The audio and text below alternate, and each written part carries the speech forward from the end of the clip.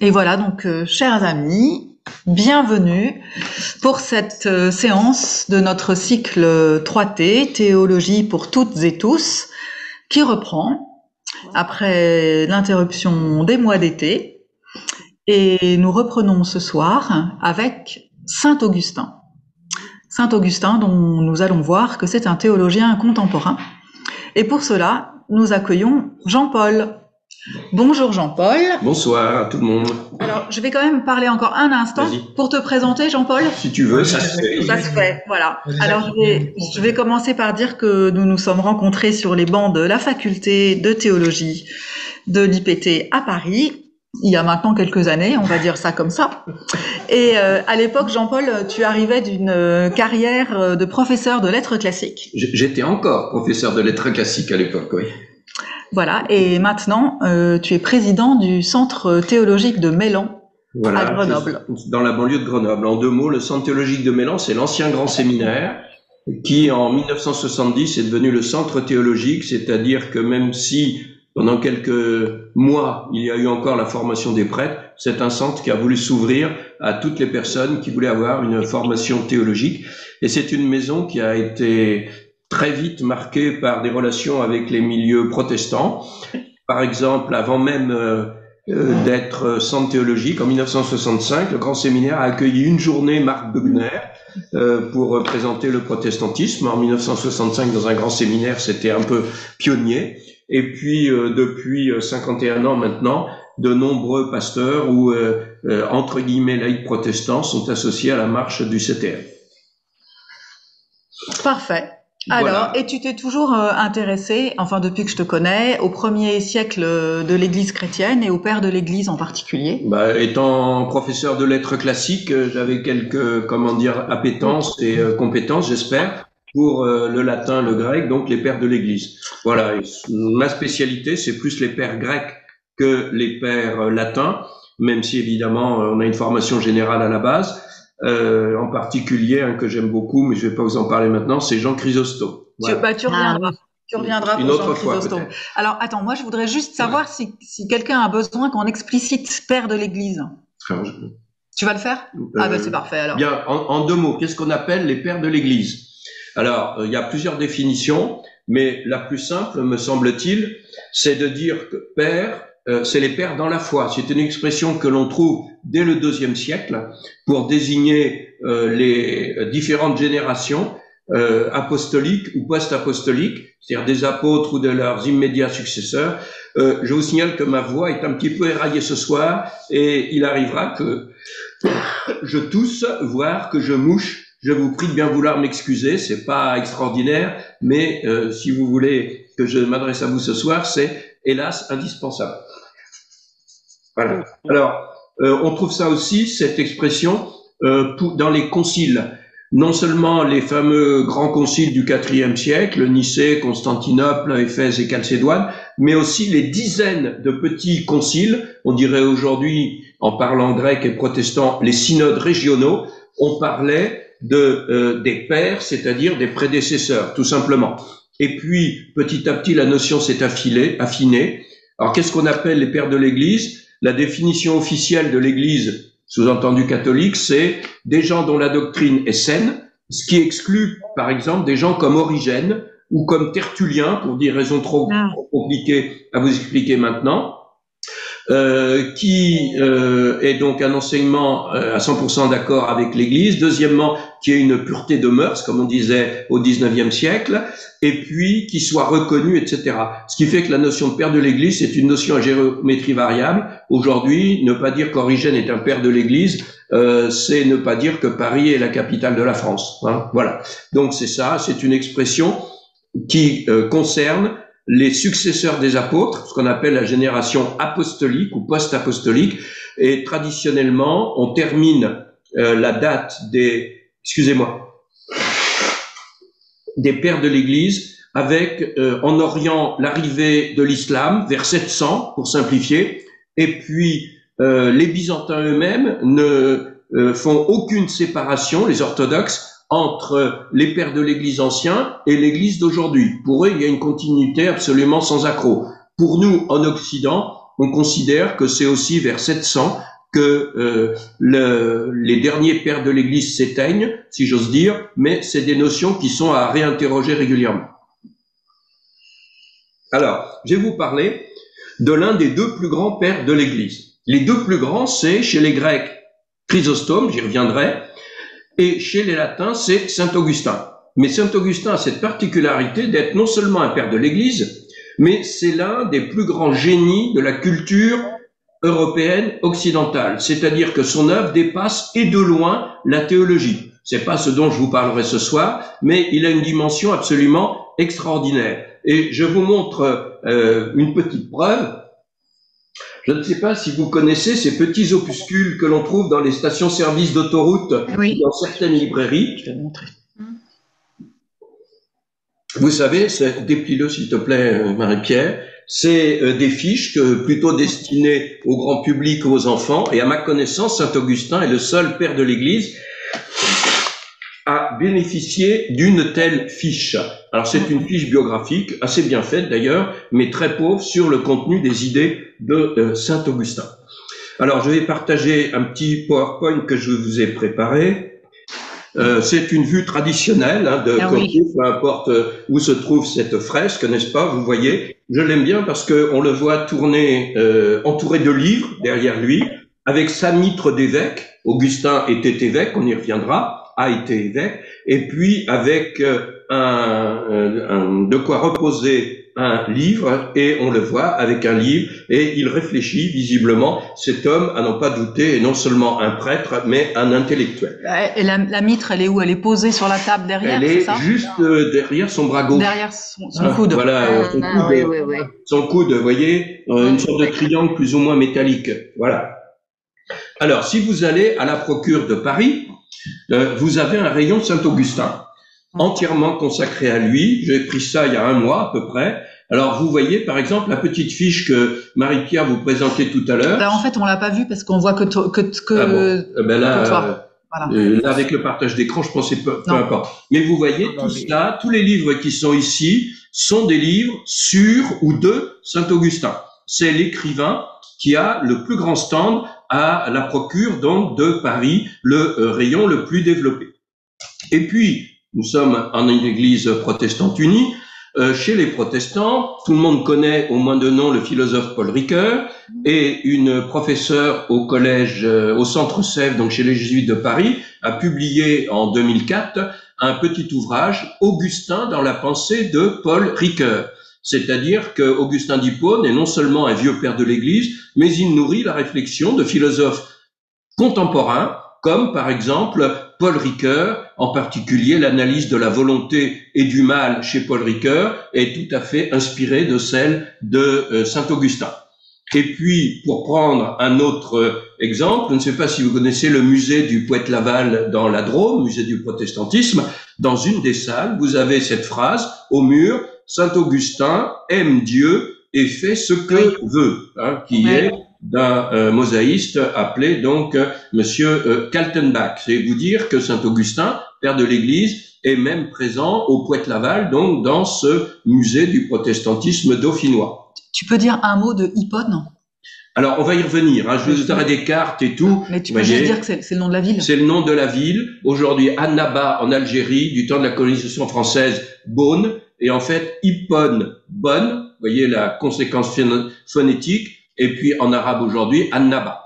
Alors, vous connaissez sans doute la collection des cahiers évangiles. Et en décembre 2012, Augustin a eu son cahier évangile, un aspect d'Augustin, lecteur de l'écriture, à la fois exégète et prédicateur. Donc c'est pour vous dire que c'est quelqu'un qui est présent non seulement dans les stations-service d'autoroute, à la procure, ou dans les livres philosophiques, ou même dans les cahiers évangiles. Alors, première partie, ça va être sa biographie, qui va être un petit peu longue, mais je crois qu'on ne peut pas séparer sa biographie de sa pensée. Je concentrerai peut-être sur la pensée. Il naît dans un petit village d'Algérie actuelle, qui s'appelle Tagas à l'époque, Soukaras aujourd'hui, en novembre 354.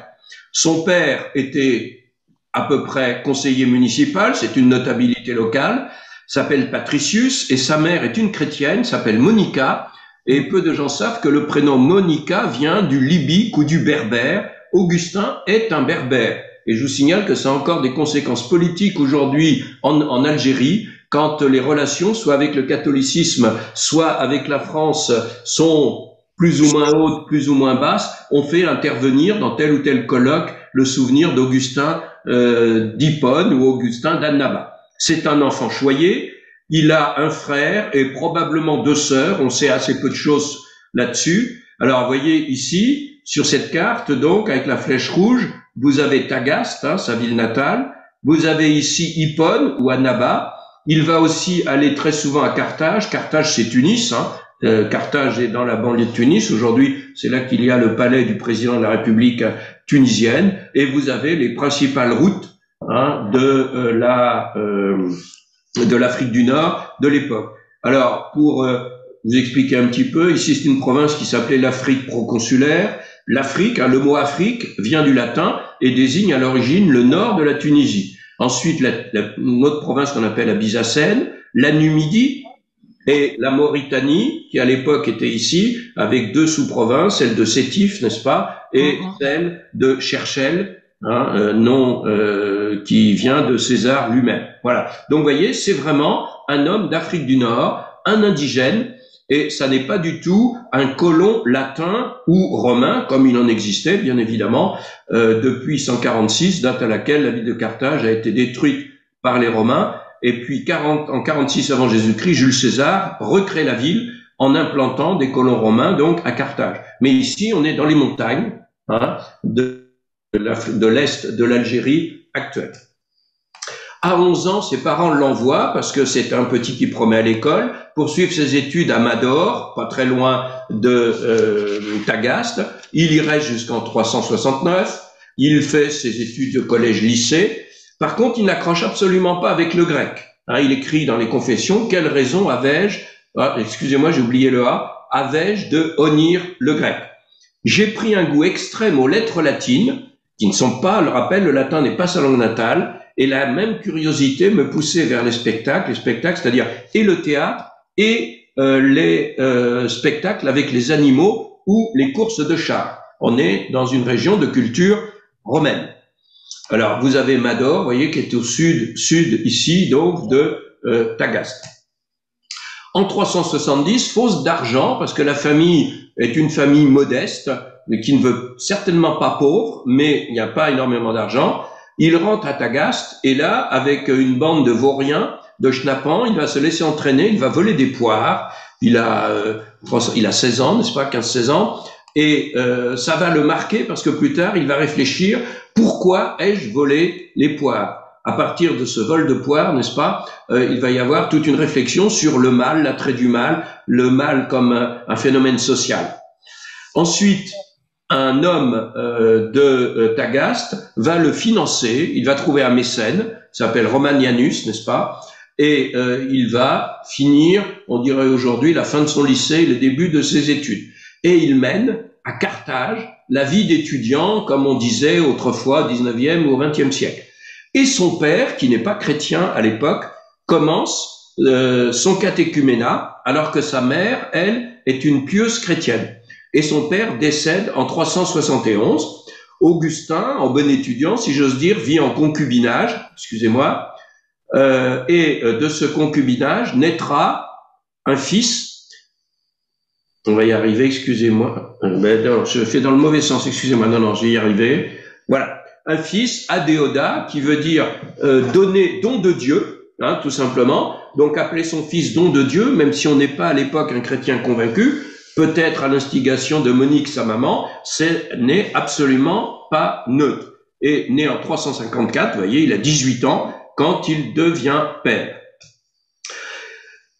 Au terme de ses études, il enseigne à Carthage, il enseigne quoi? La rhétorique. Hein, c'est un rhéteur, un orateur et un homme qui apprend aux autres à parler. Mais il est aussi astrologue et il vend, bien évidemment, ses horoscopes à qui veut. Et puis à l'époque, il rencontre Faustus, un des chefs du parti manichéen, je vais expliquer, et de cette rencontre naît finalement un grand dégoût. Alors qu'est-ce que c'est que le manichéisme? Le manichéisme vient du nom de Monsieur Mani, tout simplement, qui vivait en Iran actuel, en Perse, et qui considère que le monde s'explique, la vie du monde, par l'existence de deux divinités, le Dieu du bien et le Dieu du mal, qui sont de toute éternité et perpétuellement en combat l'un avec l'autre. Et, très important, pour les manichéens, la divinité ou les divinités, le Dieu du bien, le Dieu du mal, sont physiques, c'est-à-dire que matériels. Le Dieu du bien, c'est la lumière, et la lumière, c'est un phénomène matériel. Le Dieu du mal, ce sont les ténèbres, ce sont les obscurités, et l'obscurité, c'est quelque chose de concret. Le paradoxe du manichéisme, n'est-ce pas, c'est que les dieux sont des êtres matériels, ce qu'on oublie trop souvent. Après cette déception, cette rencontre avec l'un des chefs du parti manichéen, Augustin, comme nous l'appelons, va à Rome où il enseigne, et il enseigne 1 an, et ça va être un peu une déception parce qu'il trouve que les étudiants de Rome ne sont pas très sérieux. D'abord, les enseignants, évidemment, sont payés par leurs étudiants, donc ils ne payent pas régulièrement, et puis ils sont pas très assidus. Et il apprend par un ami que le préfet de Milan, on dirait aujourd'hui le gouverneur, recrute un maître de rhétorique, à la fois pour enseigner, et puis aujourd'hui on lui dirait pour lui servir de conseil en communication, celui qui rédige les discours. Et Augustin gagne le concours, un peu comme dans la fonction publique aujourd'hui, et pendant 2 ans, il va être orateur officiel du préfet d'un côté, tout en continuant à donner à titre privé des cours. Et donc là, il atteint une certaine notoriété. On dirait aujourd'hui, il est quelque chose comme bras droit d'un haut fonctionnaire. Et quand il est à Milan, il assiste au sermon d'un des plus grands évêques et d'un autre père de l'Église qui s'appelle Ambroise, Ambroise de Milan. Pour le définir, c'est à la fois un évêque, un théologien, un orateur, mais c'est un homme qui n'hésite pas à intervenir politiquement. Théodose, l'empereur de l'époque, fait massacrer 10 000 personnes à Thessalonique, peu importe le motif. Eh bien, Ambroise refuse que l'empereur vienne dans son église. Donc ça vous donne une idée de l'autorité du personnage. Et à la suite d'un, Augustin se trouve dans un jardin. Il a déjà lu la Bible il y a une dizaine d'années et il a trouvé que c'était un livre absolument nul, sans aucune qualité littéraire, que lui, qui était un fanatique de Cicéron, et en particulier d'un de ces textes qu'on n'a plus aujourd'hui, qui s'appelle l'Hortensius, n'est-ce pas, la Bible, le Nouveau Testament, tout ça, lui était de mauvaise qualité. Alors à sa décharge, il faut dire qu'à l'époque, il n'y a pas de bonne traduction en latin, il ne parle quasiment pas, il ne lit pas le grec, il n'y a pas de bonne traduction, c'est ce qu'on appelle les veteres latinae, les vieilles latines, qui sont non seulement infidèles au texte grec ou hébreu, mais aussi qui sont de mauvaise qualité du point de vue du latin. Et puis un jour, il entend dans un jardin un enfant qui chante une comptine. Et dans cette comptine, on dit « tolle et lege », c'est-à-dire « prends et lis ». Et il prend ça pour lui-même, et il va ouvrir un Nouveau Testament, et il ouvre Romains 13, verset 13, « Marchons honnêtement comme en plein jour, loin des excès de l'ivrognerie, de la luxure et de l'impudicité, des querelles et des jalousies, mais revêtez-vous du Seigneur Jésus-Christ et n'ayez pas soin de la chair pour en satisfaire les convoitises. » Alors lui qui vit dans le péché, comme on ne disait pas encore à l'époque, qui a un fils hors mariage, qui n'a absolument pas cherché à régulariser, comme on dit aussi, comme on disait, sa situation, il prend ça comme une sorte de condamnation ou de critique de la manière dont il vit. Et, selon la tradition, c'est le début de la conversion d'Augustin. C'est un des tournants, mais la conversion d'Augustin s'étend sur plusieurs années, même si la scène du tolle et lege est un moment clé. Alors, ensuite, donc, il est à Milan. Avec son fils et 2 de ses amis, il est baptisé par Ambroise de Milan, un grand évêque. Et puis, il pense à rentrer en Afrique du Nord pour différentes raisons. Sa maman, Monique, meurt à Ostie. Si vous allez à Ostie, il y a encore une inscription sur le théâtre qui est un témoignage de cela. On est en 387. Et Monique, d'ailleurs, repose, ainsi que les prétendues cendres d'Augustin, dans une église de Rome qui s'appelle, bien sûr, Saint-Augustin. Voici la façade de l'église et voici la cuve, le tombeau, le sarcophage en strigile, comme on dit, hein, avec le S, donc sarcophage paléochrétien, sur lequel on a ajouté une inscription à une date plus récente. Donc c'est là que serait le corps de Sainte Monique. Et à Ostie, on a trouvé, il y a, dans les années 1950, cette inscription, vous voyez, hic au début, hic possuit, etc. Là, il y a Augustine, hein, et en fait, on pense que c'était l'inscription de la dalle funéraire de Monique à Ostie, où elle a d'abord été enterrée. Et puis, bon, ça c'est la traduction, c'est pas tellement intéressant. Ensuite, il va revenir à Tagaste et il va vivre dans une sorte de monastère. Il a rompu avec sa première maîtresse, la mère de son fils. Il en a pris à un moment à Milan d'ailleurs une autre parce que la nature est la nature, n'est-ce pas? Et là, après, il va vivre dans le célibat. Et surtout après la mort de deux de ses amis, Adéoda, donc son fils, pardon, et Alypius, son meilleur ami. Et il va créer une sorte de communauté qui vit dans la maison familiale et exploite ou fait exploiter les terres. En 380, et il devient, comment dire, une sorte d'abbé d'une abbaye, et en même temps, il commence à produire des textes qui ont un grand écho. En 391, il va à Hippone, et là, la foule des laïcs proclame en latin Augustin prêtre, et il est en quelque sorte appelé par la vox populi, la voix du peuple, et il va être ordonné prêtre. Et puis, 4 ans après, donc il va devenir adjoint de l'évêque, il va devenir en quelque sorte prédicateur en chef, et le vieil évêque disparaît, et à la suite, il est élu. Je rappelle qu'à cette époque-là, les évêques ne sont pas choisis par le Vatican qui n'existe pas, mais, enfin, pas en tant qu'organisme centralisateur, mais ils sont élus par les communautés. Et il va être évêque d'Hippone, donc de 395 jusqu'à sa mort en 430, donc pendant 35 ans. Vous voyez, Hippone, je vous ai déjà montré sur la carte.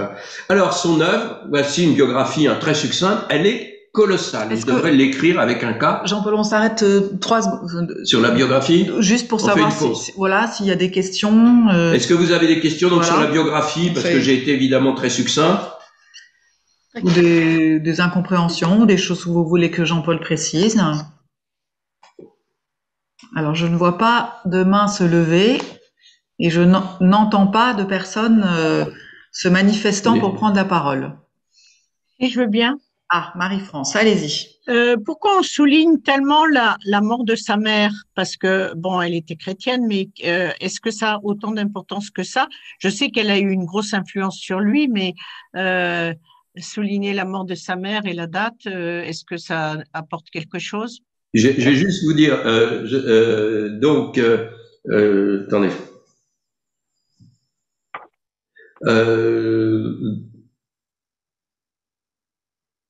Excusez-moi, je reviens tout petit peu en arrière. Voilà. Oui. Donc, sa mère meurt en 387. Oui. Il est né en 354. Donc, si je sais compter, il a 33 ans. Oui. Et vous avez une maman qui accompagne son fiston. Oui, d'accord. Qui est non pas marié, mais qui vit à la colle, qui est père d'un garçon. Elle l'accompagne depuis Hippone ou Tagaste, peu importe, jusqu'à Milan. Et donc, c'est une relation quand même étonnante.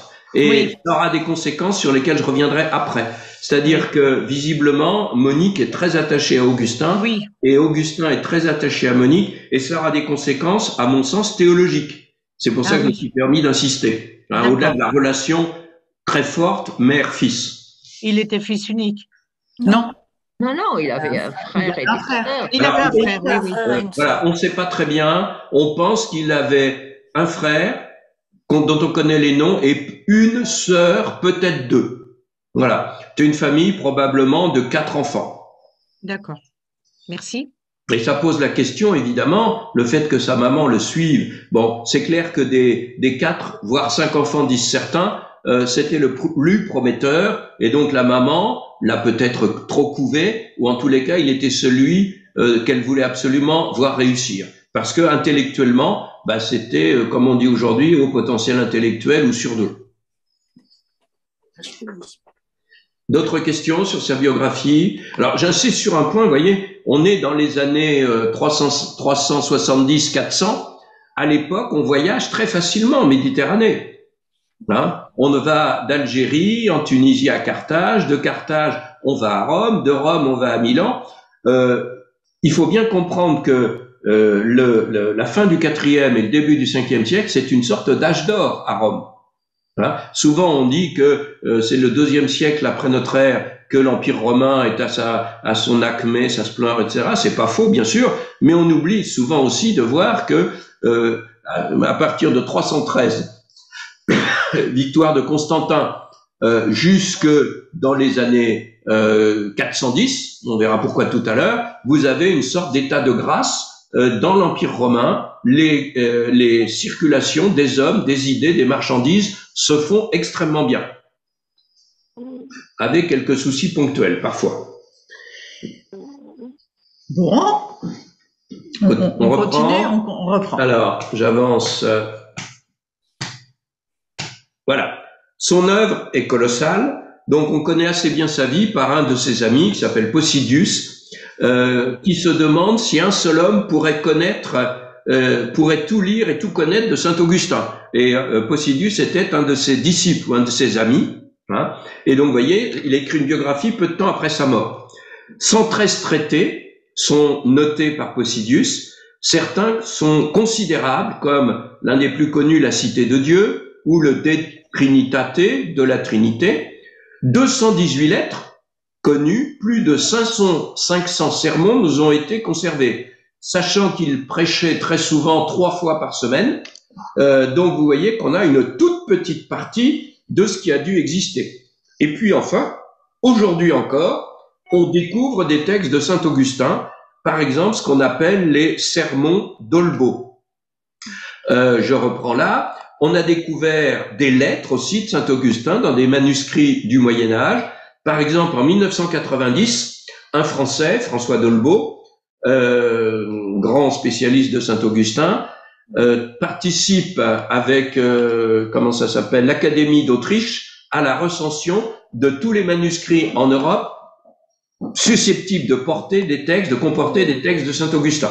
Et à Mayence, à la bibliothèque municipale, eh bien, il a découvert un manuscrit assez tardif, du XIVe ou du XVe, avec des sermons d'Augustin déjà connus et d'autres totalement inconnus. Et certains étaient connus dans des versions brèves, ou d'autres dans des versions développées. Un autre monsieur qui s'appelle Divjak a découvert 27 lettres dans une autre bibliothèque. Et là, donc, vous voyez, on est dans les années 1990. Et il est certain qu'il y a encore des textes d'Augustin à découvrir. Ces textes sont importants parce que certains nous donnent des informations ou des idées dont nous n'avions aucune preuve, mais que certains érudits avaient plus ou moins formulé à titre d'hypothèse. Et puis enfin, il existe aussi ce qu'on appelle de nombreux PS, ça veut dire pseudo-augustiniana, c'est-à-dire des textes attribués à Saint Augustin, mais dont on sait qu'ils ne sont pas de lui.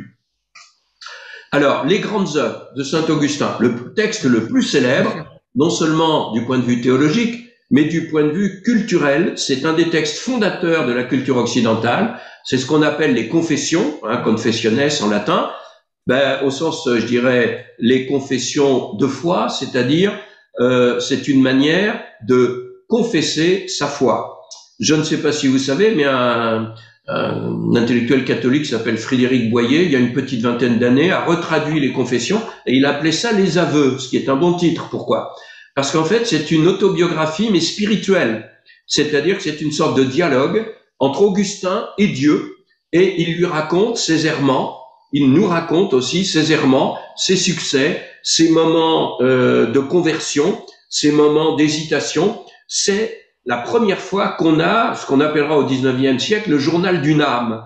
Et en tant que tel, on peut dire que Augustin est l'un des créateurs de ce que la culture occidentale va appeler l'individu ou la personne. On n'a absolument rien dans l'Antiquité non chrétienne, et même dans l'Antiquité chrétienne antérieure à Augustin, qui correspondent à cela. Alors, c'est un livre consistant, c'est un gros volume dans la collection de la Pléiade, et c'est un latin un peu difficile, c'est un latin donc des années 400, et surtout c'est on est un peu par moment dans l'épanchement personnel. alors ça peut choquer un peu les gens.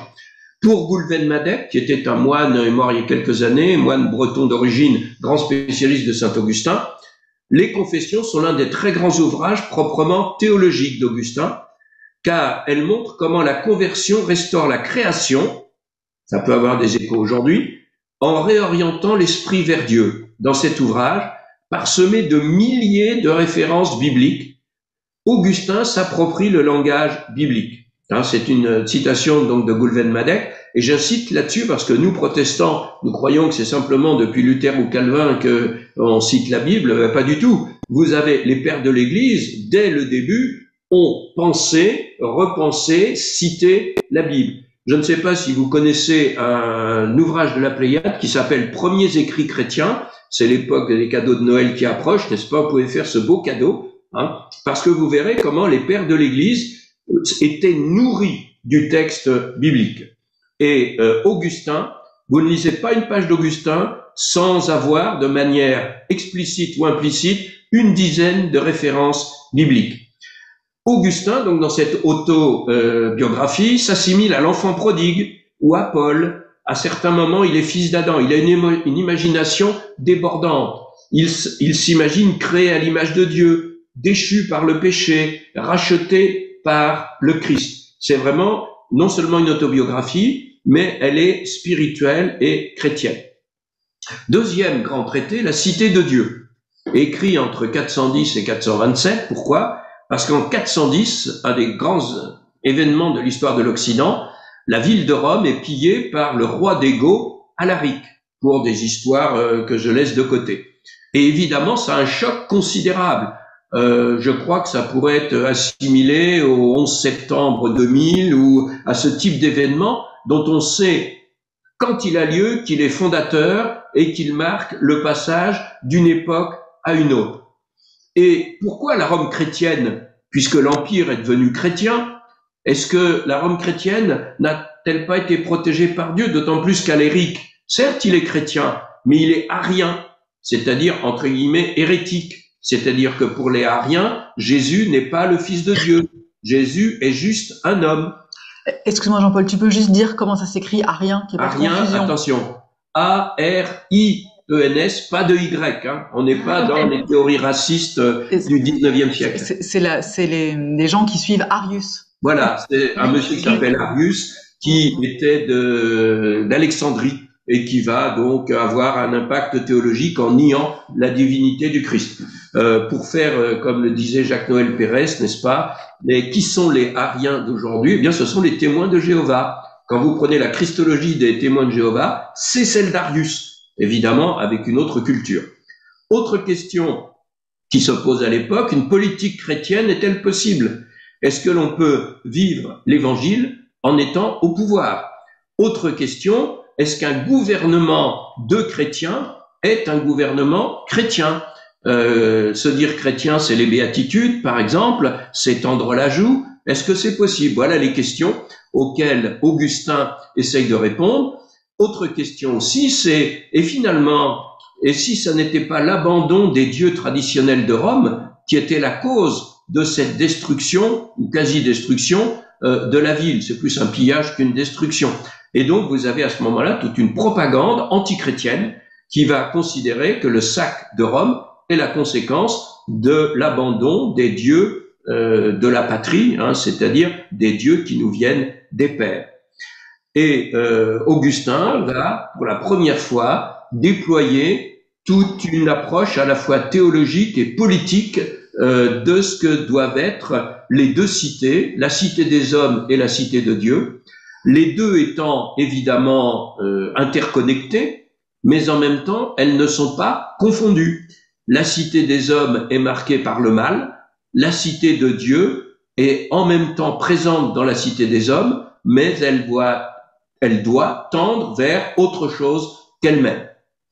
L'une est marquée par l'amour, l'autre est marquée par l'amour de soi, c'est-à-dire le péché, tout simplement. Et donc Augustin essaye de voir en quoi et comment une vision chrétienne du gouvernement est possible.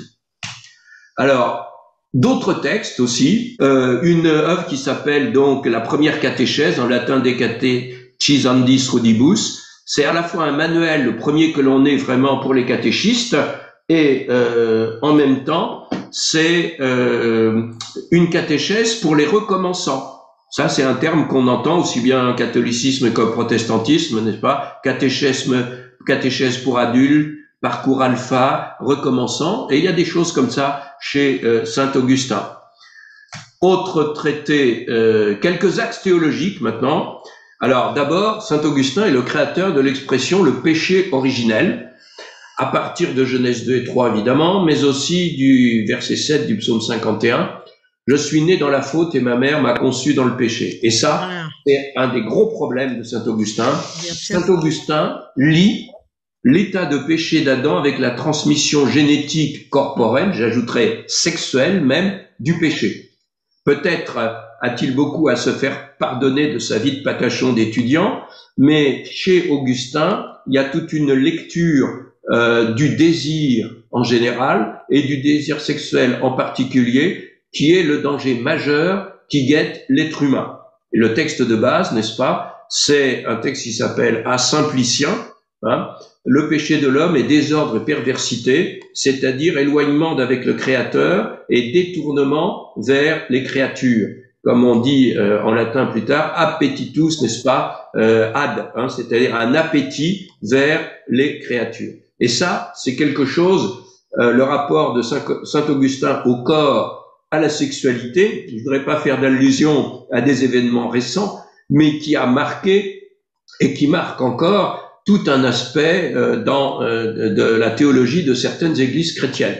Et il ne s'agit pas de faire d'Augustin le responsable d'un certain nombre de choses actuelles, n'est-ce pas? Mais il est évident que sa théologie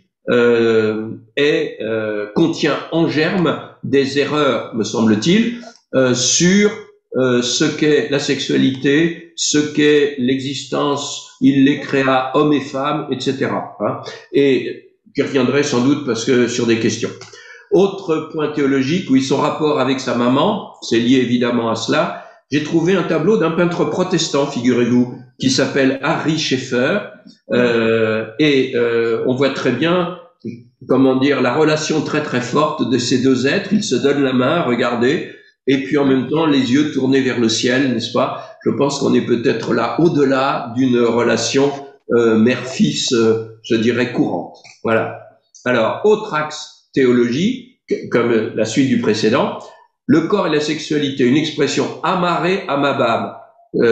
Si vous vous souvenez un peu de votre latin, ça ne veut pas dire j'aimais aimer, ça veut dire en bon français j'aimais faire l'amour. C'est-à-dire que il décrit sa vie d'étudiant, voyez, et il avait une sexualité active, agréable, tout ce qu'on veut du genre, mais en même temps 15 ans de fidélité avec sa concubine. Il insiste, c'est le premier auteur connu à nous parler, latin, chrétien ou non chrétien, à nous parler vraiment de sa vie intime, de sa vie sexuelle. Il rompt avec elle sans se marier, comme j'ai dit tout à l'heure, il prend une maîtresse temporaire, puis ensuite il renonce à toute activité sexuelle en 386. Mais en même temps, il considère que le mariage est quelque chose de bon. D'abord, il faut bien que l'espèce humaine se reproduise, puisque c'est Dieu qui a créé l'être humain, homme et femme, mais en même temps, le désir n'est sanctifié que dans le mariage et dans la procréation. Et le couple accompli, c'est celui qui vit dans l'amitié et la chasteté. Donc, vous voyez un peu toute l'image qu'il y a derrière cela. Alors, un autre axe, c'est ce que je vous disais, le mariage et la procréation sanctifient, entre guillemets, la sexualité. Je m'arrête là pour les grands axes. Saint-Ogue, je reviens un peu à mon point de départ.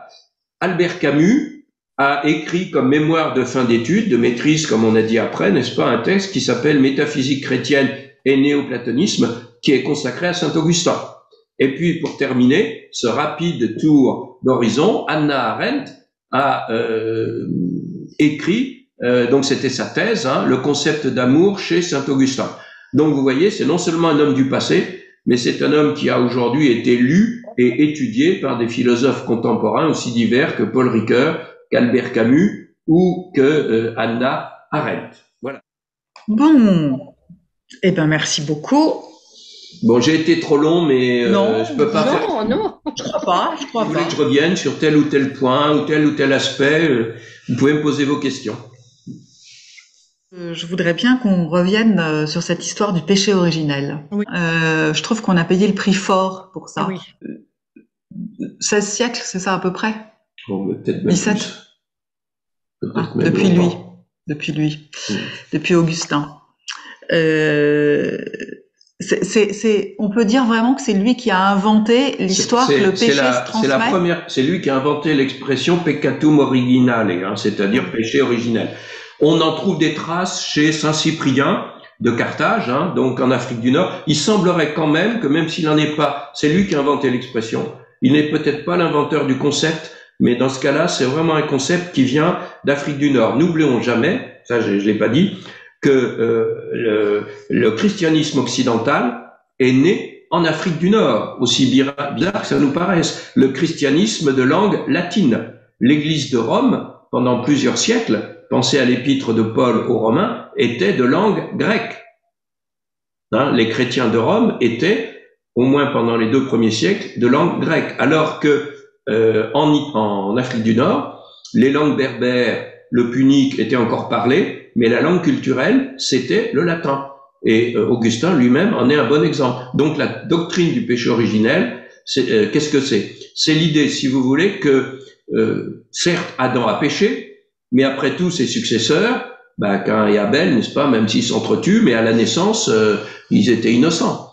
Donc en fait, l'idée du péché originel, c'est comment se fait-il qu'il y ait quelque chose dans chaque être humain qui, même s'il naît non coupable, en germe, le pousse à aller vers le mal. Hein, et c'est toute, vous savez, la phrase de Paul, le bien que je voudrais faire, je ne peux pas le faire, et le mal que je voudrais éviter, eh bien, je le fais. Voilà. Et donc, à partir de cela, Augustin va considérer que le péché se transmet, j'allais dire de père en fils ou de mère en fille, ou vice-versa, mais que c'est à la fois une réalité qui est en germe dans tout être humain et qui ne demande qu'à se déployer. C'est quelque chose qui s'hérite quelque part. Ouais. Hein, c'est ça que je trouve très très fort, c'est le côté héritage, quoi. Voilà. On est NAIT avec ça, et donc on peut rien y faire, quoi. Alors, il est clair que chez Augustin, il y a une conception totalement tragique de l'être humain, de la destinée humaine. Elle est tragique. Pourquoi? Parce que vous êtes, que vous le vouliez ou non, sous le poids, je dirais, du péché originel, et le seul moyen de vous en libérer, c'est la rencontre avec Dieu par le Christ. Ça, c'est très clair. Une dévalorisation de la sexualité. Hein, la sexualité n'est bonne que dans le mariage et pour la reproduction, et que jusqu'à preuve du contraire, pour faire un enfant, il faut bien un acte sexuel. Donc la sexualité est associée au péché. Et ça, effectivement, ça va marquer la culture occidentale et catholique pendant encore aujourd'hui. Alors qu'on ne trouve pas ça de la même manière chez les pères grecs. Jean Chrysostome, par exemple, quand il est jeune, va considérer que le célibat et la continence est supérieur au mariage, mais ensuite, au cours de sa vie, il va considérer que le mariage est à mettre et la sexualité au même niveau que la continence, alors qu'Augustin place la continence et le célibat consacré au-dessus. Il faut aussi mettre en contexte sur ce qu'était la sexualité chez les Romains. Pour ça, vous avez un ouvrage de Jacques-Noël Robert qui s'appelle L'amour à Rome, et puis Pascal Quignard, un auteur un peu oublié, qui a écrit un livre sur, excusez-moi, le titre me revient pas, mais il explique ça très bien. À Rome, comment dire, la sexualité est la sexualité de l'homme.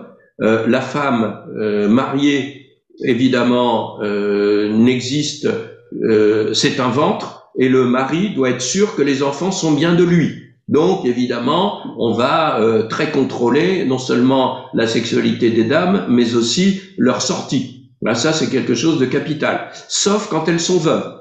Quand elles sont veuves, parfois jeunes, elles ont quelques droits. Mais et l'homme, au contraire, peut avoir n'importe quelle sexualité, c'est-à-dire aussi bien hétérosexuel qu'homosexuel. Ce qui est déshonorant pour un Romain, c'est Pascal Quignard qui emploie l'expression, non c'est Paul Veil, pardon, excusez-moi, notre historien, c'est il y a le sabreur et le sabré, et il faut être le sabreur. C'est-à-dire qu'on soit une femme ou qu'on soit un homosexuel passif, entre guillemets, eh bien c'est considéré comme déshonorant.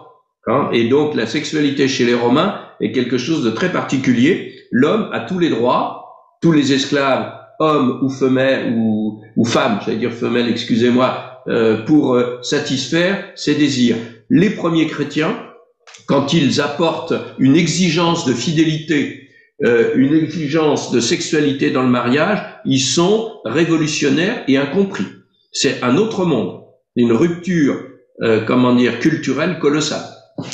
Le livre de Pascal Quignard, c'est Le sexe et l'effroi. Le sexe et l'effroi, voilà, merci. Oui, je l'ai trouvé sur Internet. Oui, mais livre absolument magnifique, et je vous conseille la vieille édition avec des fresques qui permettent de lier la culture visuelle et le discours de Pascal Quignard. Ah, le sexe et l'effroi. Quignard. Le sexe. Quignard. Le sexe. En fait, chez Saint-Augustin, il y a toute une réflexion sur le rôle de la volonté chez l'être humain. Et en particulier, que ce soit, je dirais, dans la vie quotidienne, parce que là, je parle surtout de Saint-Augustin chrétien, mais au-delà du chrétien, c'est un analyste de l'être humain. Alors, chez Paul Ricoeur, il y a aussi toute une réflexion sur la volonté, avec les différents niveaux, les capacités de l'homme à agir sur lui-même, à agir dans une forme de volonté collective, et c'est ça ce qui va intéresser la réflexion d'Augustin sur la volonté, qui va intéresser Paul Ricoeur. Voilà. Hein. Et puis aussi la réflexion sur le mal. Vous savez qu'un des petits livres, c'est peut-être celui que je préfère de Paul Ricoeur, c'est un petit livre qui s'appelle Le Mal, qui doit faire une plaquette qui fait peut-être 50 pages, quelque chose comme ça. Oui. Et on voit bien en fait la richesse de ce Saint-Augustin. Ok, ça m'étonne pas que Paul Ricoeur ait perçu ce lien-là, qui est important. Mais avec Augustin, sur la volonté de l'homme. Ça veut dire que c'est le surmoi, si vous voulez, en gros. Oui. C'est-à-dire que, oui. Si vous voulez, par exemple, dans un livre que je n'ai pas lu, donc je l'avoue, l'un des premiers grands livres de Paul Ricoeur, Finitude et culpabilité, il y a toute une réflexion sur le rôle de la prise de conscience pour l'être humain de sa finitude, de ses limites, et aussi sur la culpabilité. Et ça, dans certains passages, il reprend et il discute l'analyse augustinienne. J'ai commencé en vous disant que c'était un des plus grands esprits de la culture occidentale. Régulièrement, Augustin est au programme non seulement en lettres classiques, mais à l'agrégation de philosophie. Et un étudiant en philosophie aujourd'hui qui n'aurait, disons niveau master, qui n'aurait jamais étudié Saint-Augustin, au moins un aspect de lui, c'est quelqu'un qui est, dont la formation est incomplète. C'est, quelles que soient les limites du personnage, un des personnages clés de la culture occidentale. Non, mais l'article du Monde hier, par exemple, sur le haut Moyen-Âge, était très intéressant vers cette tradition de la Renaissance qui va venir ensuite, etc. Et Augustin, moi, ce que j'en retire, c'est qu'effectivement, ça a été une première rupture, quoi. Après, les pères de l'Église, un des pères de l'Église ou un des derniers pères de l'Église, enfin, je sais pas comment il s'appelait. Il est plus qu'un père de l'Église. C'est un père de l'Église, bien évidemment, mais c'est l'un des génies, ce qui ne veut pas dire parfait, de la culture occidentale. En particulier, il va être un des premiers à... il est très proche, par exemple, de gens comme Husserl. Je suis pas philosophe, donc là je m'avance un peu, des existentialistes, en particulier par sa faculté, sa capacité d'auto-analyse ou d'analyse des sentiments. Je vous ai parlé tout à l'heure du vol des poires. C'est assez étonnant de voir comment l'homme adulte arrive à retrouver les sentiments, les motivations de l'adolescent. Et donc toute cette dimension-là d'Augustin au-delà de la dimension théologique, est quelque chose qui va nourrir l'Occident. Pour dire comme ça, simplement, vous savez qu'un certain Rousseau, Jean-Jacques, va écrire les Confessions. Et s'il appelle ça les Confessions, c'est parce qu'il se situe par rapport à Augustin. Et il y aura aussi un vol, le vol d'un ruban chez Jean-Jacques Rousseau, avec un phénomène parallèle. Qu'un protestant de culture comme Jean-Jacques Rousseau se situe par rapport à Augustin, c'est quelque chose d'extrêmement lourd et important pour montrer l'importance d'Augustin lui-même et des confessions. Alors, Dora, vous avez levé la main sur l'ordinateur, mais c'est peut-être la même que tout à l'heure que vous n'avez pas rebaissé. Voilà. Est-ce que quelqu'un voudrait s'exprimer? C'est le moment. Alors, je vois pas de main se lever ou de Moi, personne. je veux bien. Allez-y, Marie-France. En fait, les grandes idées de Saint-Augustin qui nous restent aujourd'hui, c'est quoi? Alors, premièrement, Saint-Augustin est l'un des pères de la Réforme, sans le savoir, et 1000 ans avant, plus de 1000 ans avant. Pourquoi? Parce qu'on ne comprend pas Luther et Calvin de manière très proche mais différente, si on oublie qu'ils ont eux-mêmes été des lecteurs des pères de l'Église. Comme disait en allemand Luther quelque part, ich habe auch die Väter gelesen, n'est-ce pas, par rapport aux catholiques qui lui disaient. Tu vas nous le traduire. Moi aussi, j'ai lu les pères de l'Église. Et en particulier, c'est autour de la question du libre arbitre et du serf arbitre, pour parler comme Luther, n'est-ce pas? Vous avez une vision très noire chez Luther comme chez Calvin de l'autonomie, de la liberté et de la volonté humaine, et ça, ils prennent ça chez Augustin. N'oubliez pas que Luther lui-même est moine d'un ordre qui s'appelle les moines augustins. C'est pas complètement neutre. Donc, nous, protestants, que nous le voulions ou non, nous sommes en partie les héritiers d'Augustin. Deuxièmement, qu'est-ce qui reste aujourd'hui? Il reste toute cette question non résolue de la relation entre la sexualité, le corps, dans l'Église catholique et même quelque part dans notre culture. Comment dire? On pourrait imaginer que j'ai lu un article il y a quelques jours, je ne sais plus si c'est sur Internet ou dans un journal, disant que dans 20 ans, on pourrait imaginer que 30% des relations sexuelles aient lieu avec des robots. Vous voyez? C'est-à-dire qu'elles ne soient plus physiques, ce qui pose des problèmes. Et la question est juste, est-ce que ça plairait ou ça ne plairait pas à Saint-Augustin, ça, n'est-ce pas? Puisqu'il faut quelque chasteté, etc. Alors, vous avez chez Augustin aussi, ça j'en ai pas du tout parlé, c'est un grand lecteur de l'écriture. On a des commentaires de lui, qui sont, encore aujourd'hui pris en compte. Alors, ce qui nous reste, si vous voulez, c'est l'anthropologie réformée, le pessimisme, qu'on le veuille ou non, de Luther et de Calvin sur l'homme sans Dieu. Et puis, ce qui nous reste aussi, ça c'est très lié à Calvin, c'est l'idée que le chrétien, être chrétien, c'est non seulement une religion, mais c'est un regard sur soi. Et ça, évidemment, ça a un lien avec la philosophie. Et vous savez, je crois que c'est dans la première page de l'Institution de la religion chrétienne, Calvin dit connaître Dieu et se connaître soi-même, c'est une seule et même chose. Eh bien, ça, c'est une idée d'Augustin. C'est-à-dire que dans les confessions, dans son dialogue avec Dieu, c'est te connaître, toi, le créateur du monde, toi, le Dieu de l'univers, le Dieu Sabaoth, etc. C'est aussi me connaître moi-même. C'est connaître mon microcosme, même si tu es le créateur du macrocosme et de tout l'univers. Ça, c'est vraiment une idée augustinienne. Il y en aurait d'autres encore, mais je crois que j'ai donné les principales. L'idée. C'est important, juste pour terminer, très importante pour Augustin, le christianisme doit changer le rapport de l'homme et de la création. Alors, je voudrais pas parler de l'Église verte et d'un certain nombre de choses, etc. Mais chez Augustin, comme chez Paul, le péché, c'est pas simplement un phénomène psychologique, métaphysique, religieux, c'est quelque chose qui marque la création. Et le chrétien doit changer son regard et sa relation avec la création.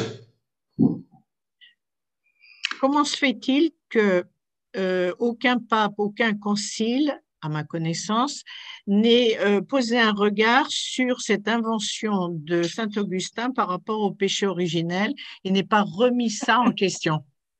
Alors, en fait, si vous prenez le Concile de Trente, donc en réponse à la Réforme, puisque, alors là, j'ai pas le temps d'en parler, mais Luther et Calvin vont reprendre évidemment la notion de péché, mais pas celle de péché originel. Et même si eux-mêmes ont une conception pessimiste de l'anthropologie, de la conception de l'homme sans Dieu, et même avec Dieu d'ailleurs, il est évident que le péché n'est pas considéré péché comme originel, c'est-à-dire comme une malédiction qui se transmet génétiquement. Mais le Concile de Trente, donc dans les années 1550-1560, reprend les définitions augustiniennes et qui traînent encore quand on lit même certains textes de Vatican II. Elles sont reformulées, mais elles sont pas loin derrière. Non, le péché originel, c'est vraiment, certains vont dire, la tare originelle d'Augustin. Ben oui, et qui reste encore. Et qui sent. Ouais. Oh, c'est agaçant. Encore une rebelle. Je crois pas qu'on va régler le problème du péché originel ce soir. Il a transmis et pourtant ça se transmet pas génétiquement, ça. Pour le coup, cette tare-là. Voilà. Dora, vous vouliez reprendre la parole? Il faut allumer votre micro, Dora, si vous voulez parler. C'est-à-dire que pour moi, qui était une torturée de la culpabilité d'avoir perdu la virginité lorsque j'étais à Paris il y a 25 ans, on me dit que apprendre aujourd'hui que l'origine du péché originel conçu tel qu'on nous l'a appris, que ça vient de Saint-Augustin, et moi j'ai lu une partie des confessions, une bonne partie. Moi, c'est comme si on m'avait secoué tout mon immeuble ce soir. C'est extraordinaire. Mais comment s'en libérer, c'est pas tout à fait. J'ai fait beaucoup de chemin, mais c'est pas encore le cas. Vous avez la grâce de Dieu qui peut vous tenir la main, Dora, dans ce chemin. Oui. Alors, les amis, il est 21h, bientôt 20. Oui. Et donc, peut-être qu'on peut laisser le péché originel là où il était pour la soirée. Oui. Il reviendra. Il reviendra, oui. Mais nous aussi, on y reviendra. Excusez-moi, je vais peut-être faire bondir tout le monde. Allez-y. Moi, ça me choque pas du tout, ce péché originel. On a du mal en nous, on a du bien en nous. Je ne vois pas, ce qui vous choque tous. Il y a une différence entre, si je puis dire, le péché anthropologique, qui est exactement ce que vous venez de dire, c'est-à-dire que chaque être humain a du bien en lui et du mal en lui, et l'idée, je crois, qu'il y a dans le péché originel, qui est que la faute originelle d'Adam se transmet de génération en génération. Et que nous sommes tous là encore à payer le prix de la faute d'Adam. Et donc ça, c'est quand même un peu lourd. Voilà. Je vais faire le défenseur de Saint-Augustin. Pour Saint-Augustin, le péché n'est pas qu'une aventure individuelle, c'est aussi une aventure, je dirais, de l'espèce humaine. Et donc, en tant qu'espèce, on porte tous quelque part le poids d'Adam. Mais pour lui, attention, c'est pas uniquement pour mettre un fardeau sur l'être humain. Il reprend l'image paulinienne du Christ nouvel Adam. Oui. C'est-à-dire que c'est grâce à Christ qu'on est libéré de la fatalité de la faute d'Adam. On peut critiquer la notion de péché originel, ce serait trop long, mais il faut reconnaître à Augustin une très grande cohérence. C'est un penseur extrêmement solide. Et c'est pour ça que les catholiques ou certains chrétiens n'arrivent pas à s'en défaire. On trouve de l'augustinisme sur le péché originel, par exemple, dans le discours de certaines églises évangéliques. C'est ni plus ni moins que de l'Augustin, si j'ose dire, même s'ils ne le savent pas. Oui. Bon, ça va mieux alors. Bon, déjà ça. Un peu pacifié. Et vous savez, je crois que nos églises, au-delà d'Augustin, elles ont besoin de faire ce qu'on appelle en allemand la Grundtheologie, n'est-ce pas? C'est-à-dire la théologie fondamentale. Sur une notion comme le péché, c'est bien d'avoir, faudrait que les pasteurs, entre autres, pas seulement, mais je suis pas pasteur, puissent, comment dire, essayer de répondre vraiment à, autant que faire se peut, à ces notions-là. Parce que, comment dire, il est grand temps de dépoussiérer et même de critiquer des notions qui courent dans l'esprit des gens. Eh ben, on va y travailler, on va s'y employer. C'est possible d'avoir Saint-Jean Chrysostome dans l'année? Alors, eh ben, je note. Ah oui, ah oui. Alors, je vais vous dire juste une chose. Augustin, il a eu une chance qu'à la fin de sa vie, il était pendant plusieurs années dans la ville d'Hippone qui était assiégée par les Vandales. Hein, vous savez tous ce que c'est qu'un Vandale. Et à la suite de toute une histoire trop longue à expliquer, les Vandales, en passant par l'Espagne, étaient arrivés dans la région de la Tunisie actuelle, de l'Est algérien.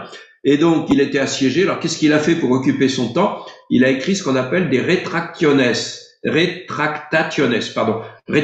françaises. C'est-à-dire, en fait, il a relu toutes ses œuvres et il a veillé à la manière dont ces œuvres seront éditées. Même si on en trouve, de son vivant, il s'était occupé de ses œuvres. Saint Jean Chrysostome a été envoyé 2 fois en exil. La dernière fois, il célébrait la messe de Pâques à Constantinople. Imaginez au milieu de la nuit le GIGN de l'empereur de Byzance qui vient le chercher, le prend, l'emmène en exil, etc. Et de Constantinople, il va se retrouver à pied au fin fond de l'Arménie. Donc, il n'a pas eu le temps de s'occuper. Donc, je veux bien vous parler de Jean Chrysostome, mais c'est beaucoup plus complexe. Voilà. Parce que Chrysostome est un personnage qui était un combattant et qui s'est plus occupé de ses combats que de l'édition de ses œuvres. Ben, on va, en fonction du programme de l'année, on va essayer de voir si on peut caser Jean Chrysostome. En tout cas, si c'est pas cette année, ça sera l'année prochaine. Voilà. Mais très volontiers. Cette année, alors, on remercie beaucoup Jean-Paul. Merci beaucoup. Merci. Jean-Paul. Merci beaucoup d'avoir dépoussiéré un peu Saint-Augustin pour nous et de nous avoir secoués.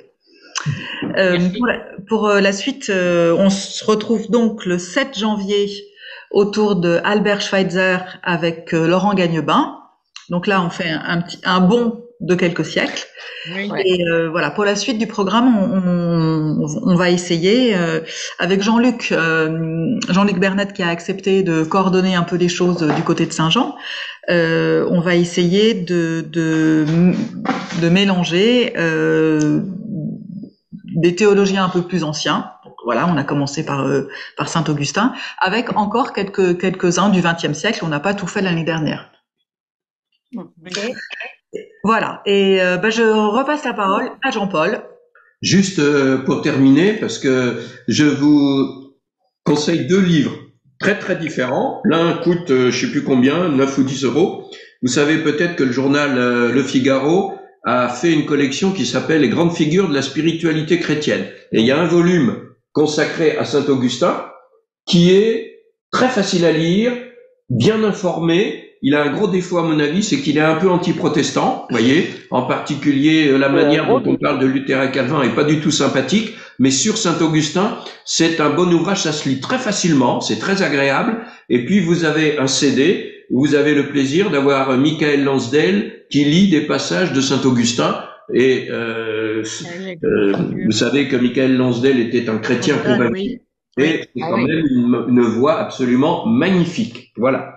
Ça, c'est édité par le Figaro. Oui, ça se trouve encore sur leur site. D'accord. Et peut-être dans certaines maisons de la presse. C'est aux presses de la Renaissance.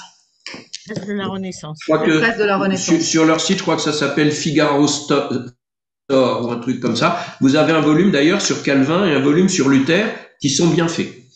D'accord. Et puis, si vous avez du courage et du temps, un livre de poche qui valait 11 euros il n'y a pas si longtemps, du grand spécialiste britannique de Saint-Augustin, Peter Brown, n'est-ce pas, La vie de Saint-Augustin. C'est une biographie chronologique et en même temps c'est une biographie théologique. C'est le livre le plus abordable, mais il faut savoir, là on est quand même, on n'est plus du tout dans un livre grand public de vulgarisation comme le premier. Voilà.